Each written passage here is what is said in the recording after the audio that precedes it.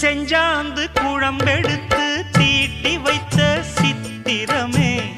தென்பாண்டி கடல் குளித்து கொண்டு வந்த முத்தினமே தொட்டாலும் கை மணக்கும் தென்பழனி சந்தனமே தென்காசி தூரலிலே கண் விழித்த செண்பகமே பெண்ணாக பிறந்த பல்லாக்கு நீயோ ஈரேழு உலகில்